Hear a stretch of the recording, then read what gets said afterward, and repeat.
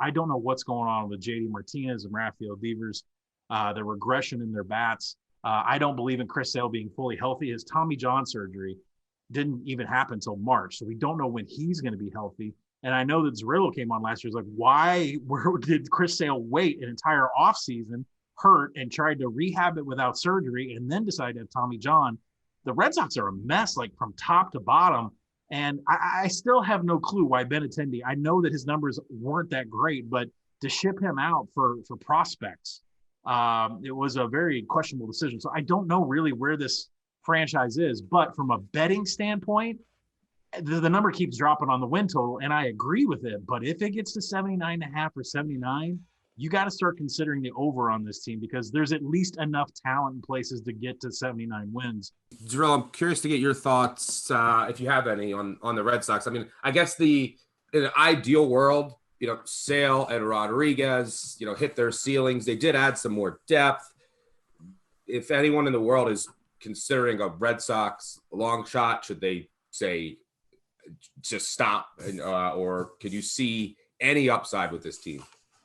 I think because like I mentioned, the three other teams in front of them in the division are really tough, that would be my hesitancy. If you stick this team in the AL Central, I think it's much closer to them potentially grabbing a wild card spot and making some noise. I did like the signing of Kike Hernandez. Kike is one of the most underrated defensive players in baseball. He's a huge driver of the Dodgers' success wherever they stuck him. Shane Bloom, who's the Red Sox general manager, was the person who oversaw their cost-cutting methods and their ability to generate value with defense down in Tampa. So I think that is a direction that they're looking to go, is to find value on the defensive end, hopefully trading for a player like Franchi Cordero, who can unlock some upside and maybe pay off his cost relative to what Benintendi was. I think they're taking some cost-cutting gambles that don't look great from an optics perspective of a team that should be a big market team, but in a vacuum of what they're trying to do, I think they're smart baseball moves. So yeah, it's going to be a more competitive Red Sox team than the absolute abomination that they were last year.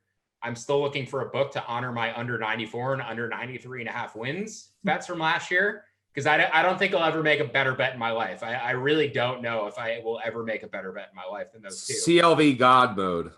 It was just like Colin said, the fact that Sale was attempting to go into the season with an obvious need for Tommy John surgery was the most logical fade you could have possibly made. And then they made the Betts trade and, sealed their fate. So,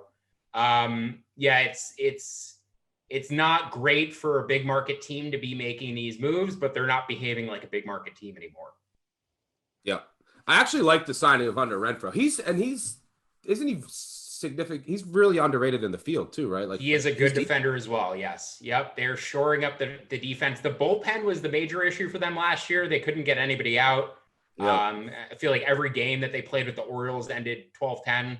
So I think the bullpens outside of Tampa and potentially the Yankees could still be a disaster in the AL East, but Renfroe is one of those guys where you think about him and you look at him and you're like, oh, he's probably not a great defender. Every time I have to check, I have to go to Fangraphs and be like, oh wait, he is. All right, I thought so.